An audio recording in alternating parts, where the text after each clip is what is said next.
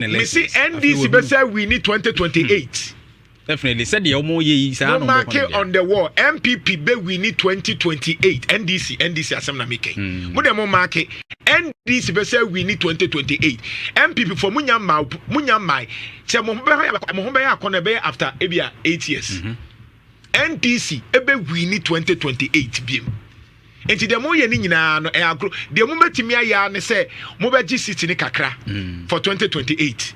Sitting na mobeje kakra every NDC for nsem but then NDC be say we need 2028 and I only jinti awase me GD wo mu a confirm che say o che bibi wa ha say o kan bibi about message a obi dey ba to sini ade a wo kan ho asem no and you talked about credibility on the MPP legacy under Kufuado wo maja no in terms of management of the economy in this country no say omo ka bibia dey defend MPP e be yedene.